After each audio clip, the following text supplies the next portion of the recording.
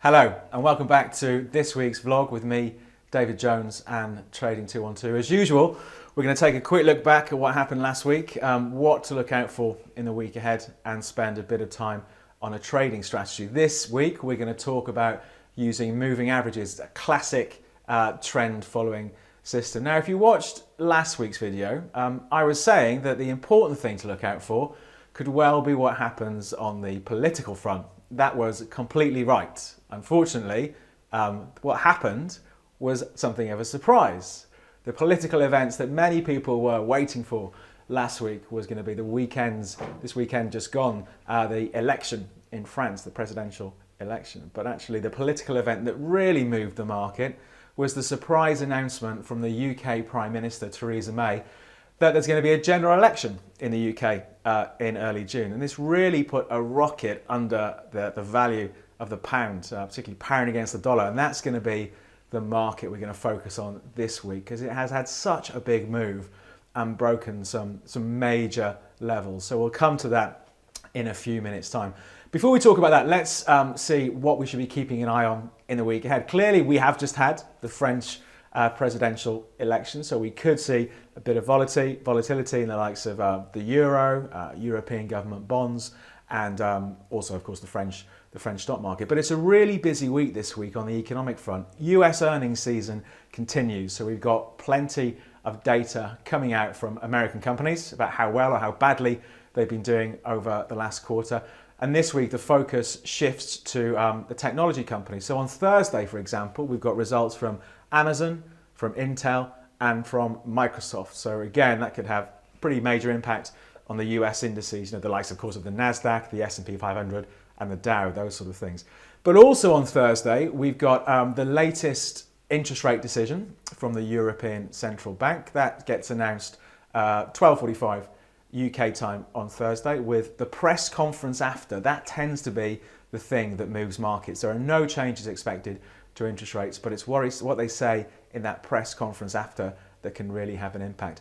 And then on Friday morning, we have the first quarter's GDP, gross domestic product data from the UK to see how well or how badly the UK economy has been doing in the first quarter of the year. And the expectation is for growth of about 0.5%. So it's a really, really busy week on the economic calendar. Then, of course, there's still all this political stuff going on in the background with the French election and the upcoming UK election. So we could still see, I think, plenty of volatility in the foreign exchange markets once again. But let's talk about our strategy for this week. Now, moving averages are, I think, a popular approach for many people, particularly when it comes to stock markets. I think medium and longer term investors, plenty of them will look at moving averages. But of course, traders look at this as well. So to find out a bit about the theory of moving averages and how we can use them, let's take a look at how it should work according to the textbooks. Let's cover some basics of the moving average. Let's take our fictional market that's been trending lower. Now, let's say we're using a 20-day moving average on this market. So the price of the moving average today, the value of that moving average, that's the average price of the market over the last 20 days. So this gets plotted every day. So if the market's trending lower, then our moving average will be above the market price because the moving average is taking into account higher prices from the past. Let's draw our moving average on. So here's our moving average following the market lower, so following the trend of the market, but staying above the market because the market is in a downtrend. Now let's draw a market that's turned the corner and is trending up. If we put our moving average on here, again, because it's taking into account lower prices from history over the last 20 days in this example, then it's going to be lagging underneath the market. So the moving average will have a lower value than where the market is currently trading if that market is in an uptrend. So that's all well and good, but how do we get the signals? Well, at some point, if the market changes from being in a downtrend to being in an uptrend, then the market price and the moving average, our fictional 20-day moving average in this example, cross over. Let's see what that looks like. So the market's made a bottom here, turned the corner, the buyers have come back in, and the price has started to rise. But our moving average is a lagging indicator, so it will take a while to turn around. And the signal happens here. It's when the price crosses above the moving average in this example. The price had been moving lower. Our moving average was moving lower. The price has turned the corner. So when it crosses above the moving average, this is our buy signal. And it's a simple price and moving average crossover. Of course, the reverse happens at the end of an uptrend. Let's take a look at that. So the market starts to turn and falls. When it falls below that moving average, that's our simple sell signal. Of course, this works perfectly if we have markets that just go straight up and straight down, and they'll cross through the moving average very cleanly and give simple, reliable signals. In reality, when markets chop around and are trading sideways, you'll get plenty of false signals. So this is one of the drawbacks of using a moving average. They're great in trending markets, but they'll generate lots of false buy and sell signals in markets that are going sideways. The fictional example we used here was a 20-day moving average. You can use whatever value you want, of course, but if you use sort of quicker moving averages, like a 5-day, a 7-day, a 10-day, they'll be much closer to the price on the chart. So they'll get you in to a new trend quicker than maybe a 20-day moving average, but they will be susceptible to more false signals.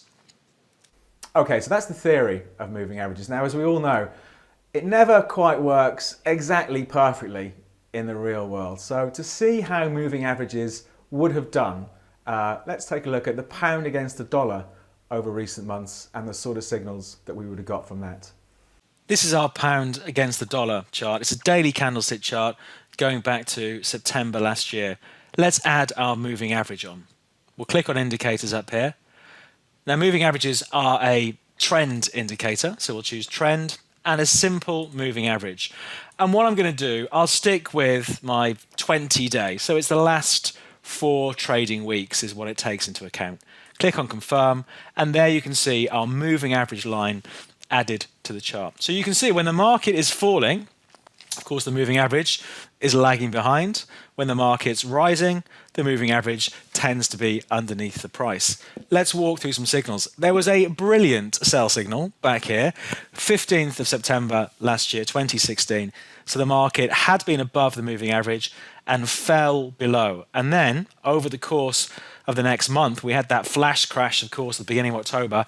Pound against the dollar fell off a cliff. So that sell signal worked particularly well. Then it flips around here when the market moves up on the 1st of November. So it's saying close the short and go long.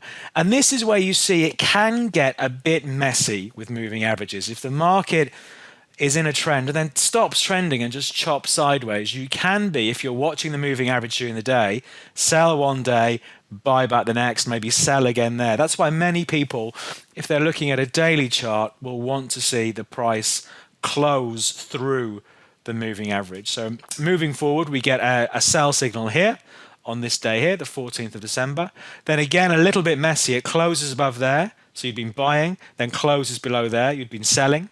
And then the final signal, the most recent signal we've had for the moving average, which so far has turned out to be a good one, was back here the 9th of April when the price closed above the moving average. And of course, we know that the pound has moved higher since then. Now, if I change this chart to an hourly chart, here we go, and I'll scroll this out so we get a bit of a bigger view.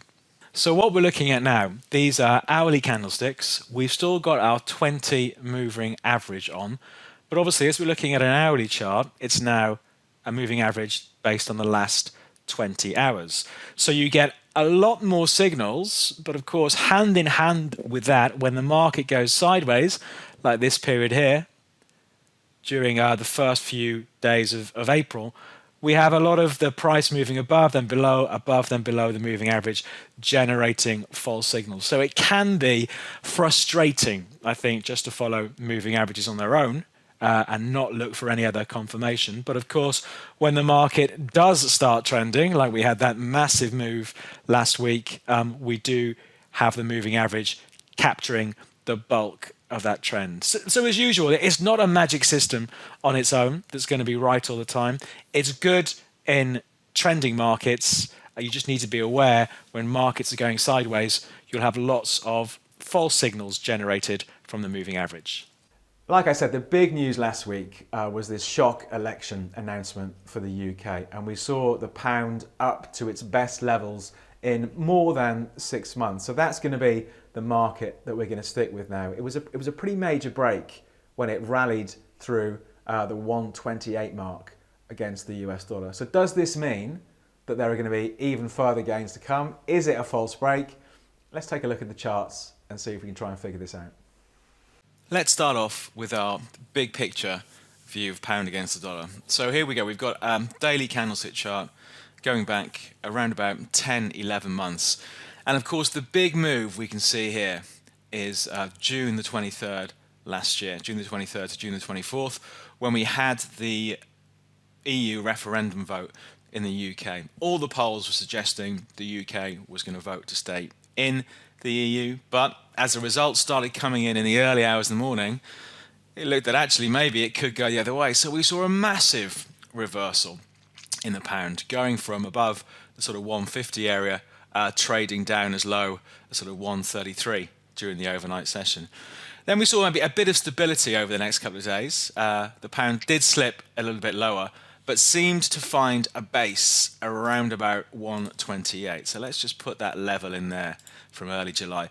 And I must admit, when we saw it trading sideways during the summer of last year, I was thinking, well, actually, maybe that's it. Maybe the worst is over and we'll see a more gradual recovery for the pound now. But those hopes were dashed late September, early October. We saw the market slip lower, slip below those old lows, and then go plunging on that flash crash day in October, the early hours of the morning in Asian trade, and it traded as low as 117. Now, since then, we have had something of a base that had been built, so sort of 117 down there, and those lows from January this year, let's put our lines on around about 120. So the market had been trading in a fairly wide sideways range for the past 5 or 6 months. That changed last week. Whenever we'd seen rallies up towards this old 128 level, so we've got one there back in December, and again late January, early February this year, we've seen sentiment turn around. So the market decided no, at 128, 127, pound against the dollar is too expensive. But on that shock election news last week, with Theresa May announcing that the UK is going to go back to the polls in early June, we saw the level break. So I think it's a really interesting one to watch now. Does this mark the sign of a change in sentiment for pound against the dollar? You know, if this is a valid break, then I think the next logical target for many people looking at charts, if they're looking at sort of a medium to longer term view, would be for a run back up to those post-referendum highs up around the 135 mark. So I think it's a really interesting market to watch over the next few days to see how it reacts now we've broken this level. But let's take a look at a more short-term view. Let's take a look at the hourly chart. So we've got the last month or so here, just going back to the last week in March.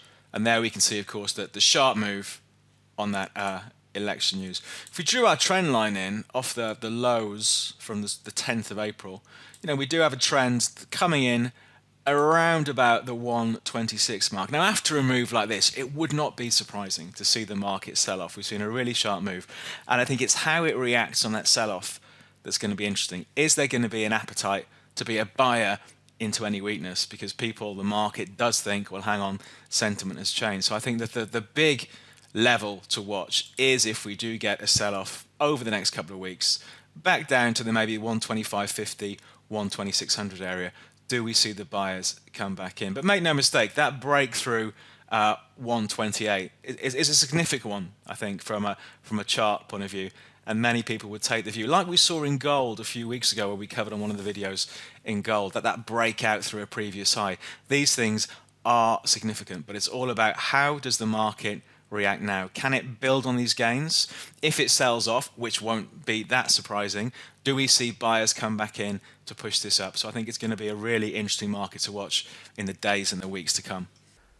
That's it for this week. With the economic calendar being so busy and people coming back after Easter, I think it does promise to be something of a volatile week in the days ahead. The pound is clearly going to be an interesting one to watch, but with all of these US companies announcing, we could well see some surprising moves for US stock markets and those individual shares. We'll come back and do this all again next week. If you like the video, click on the thumbs up at the bottom. If you click on subscribe, it means you'll never miss any of these. Next time around, we're going to look at moving averages again, but maybe a way of smoothing out some of those false signals. And as usual, if you'd like anything covered in the future, just leave us a message in the comments below and we'll add it to our list. But for now, we'll wrap things up there, and I hope you have a good trading week.